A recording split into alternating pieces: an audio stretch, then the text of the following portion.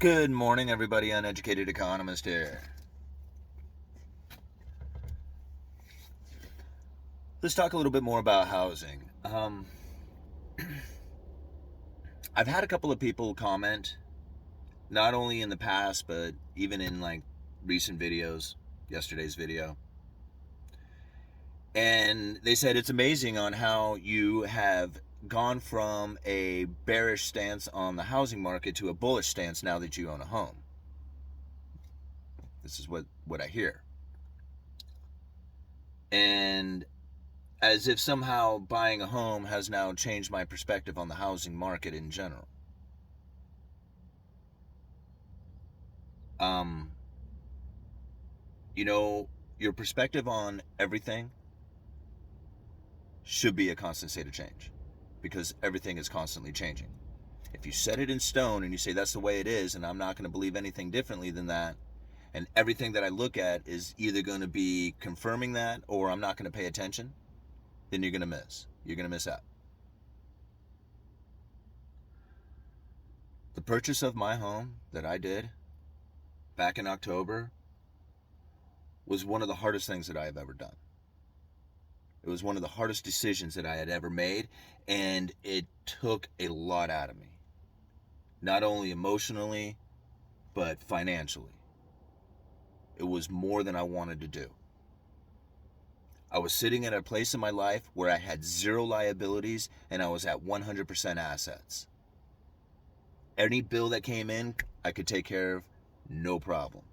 I had running vehicles, I was renting a house, out of debt completely. It was a good feeling. I felt free. I felt alive. I felt that there was any opportunity ahead of me I could take full advantage of with zero question. But then I had to move. Landlord says I'm selling the house. And there was no place to go. I wanted to rent. I wanted to rent a house. There was no houses to rent. You guys remember this. We talked about it. I mean, I put those videos out there and people came back to me and they're like, that's impossible. They come back, they're like, man, there's literally like 5 places to rent in Astoria. Single bedroom apartments, $3,500 a month houses. This is the way it is. This is the condition that I was living in. I have an average job. If I didn't have YouTube, I would have been gone. I would have had to leave this area because there was no option for me here. I had to buy if I wanted to stay. We contemplated it. We said, do we want to leave or do we want to stay? We came to the decision that we wanted to stay.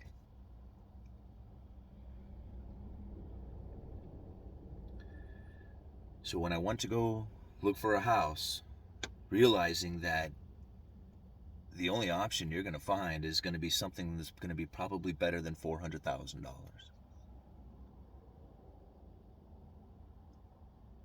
That scared the hell out of me. Before I even started looking for a house, I knew that it was going to be very expensive and that I was going to have to go deep into debt to get something.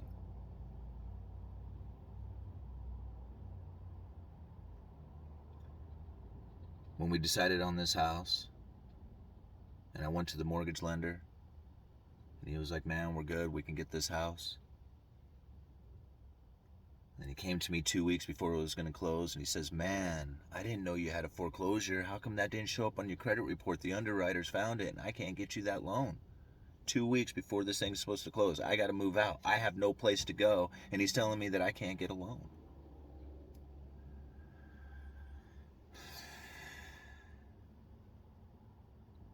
He finds a loan for me, but I have to come up with a hell of a lot more down payment.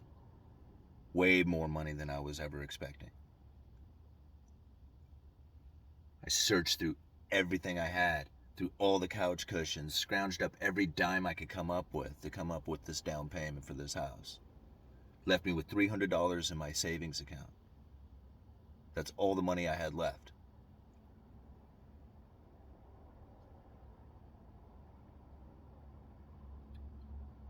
And ultimately, after I did my taxes, half the money that I used for the down payment should have gone to taxes, so now I'm in debt to the IRS.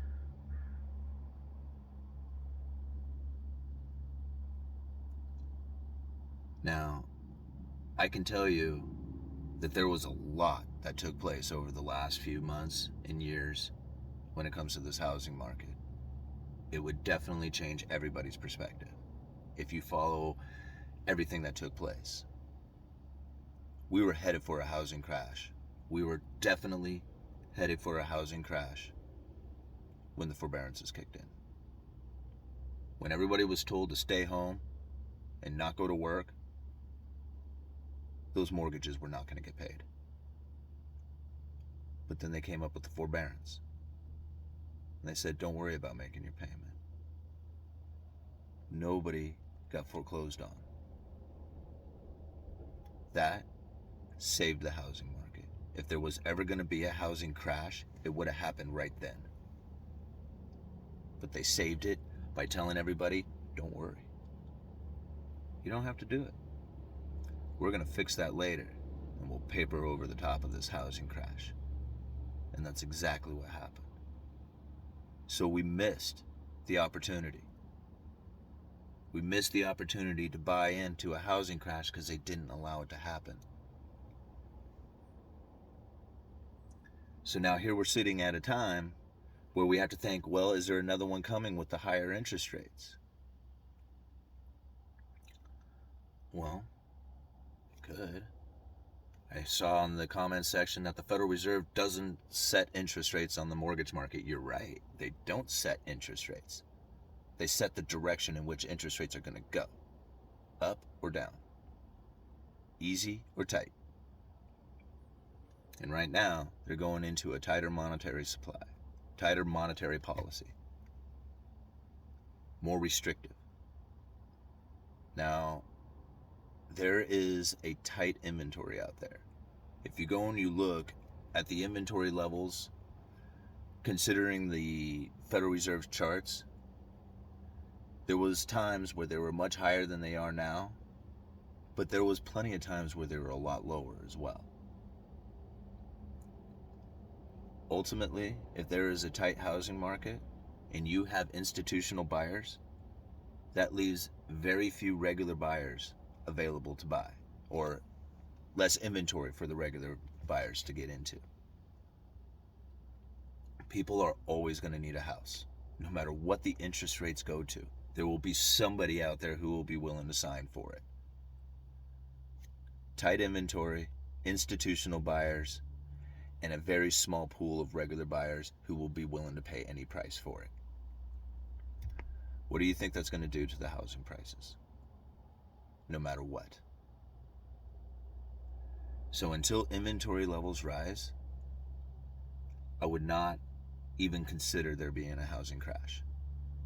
As long as institutional buyers are willing to step in with all cash purchases, regardless of the price, I don't see a housing crash coming, and I don't see an inventory buildup. There will come a time in the future that will change. We have to keep an eye out for it.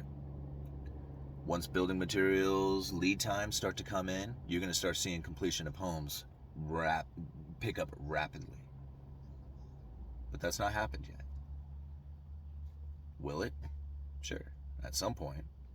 But we got to wait for that to happen, and it hasn't occurred yet. The Federal Reserve will not let there be a failure of the mortgage markets, because that is what they need to make sure that they have a functioning monetary policy. They've stated this many times. It was pretty much their main reason, I feel, that there was the forbearance. The whole pandemic, the lockdown, the forbearance, the severing of the supply chain, the inflation, the rising of interest rates. Very coordinated strategy, in my opinion. For them to come up with such a concepts as the special purpose vehicles to backstop every corner of the financial market due to an unusual and exigent circumstance was a strategy that they already had a gameplay for. They knew it. If something like this was to occur, They just pull out this playbook and go by the rules. It was too well coordinated for it to be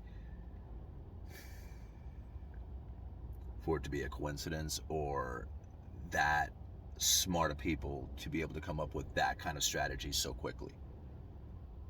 They knew it was coming. They knew it. So right now we have a growing inequality in this country and pretty much around the world. The difference between the haves and the have-nots is going to grow even more. You know, I've said it before, what side of the wedge do you want to be on? A lot of people think that owning a home is going to be on the upper side of that wedge. I don't know if that's accurate. See, there's only 3 people who live independently of the state, or live independently. And ultimately, it's the property owners and the capitalists who invest into that system.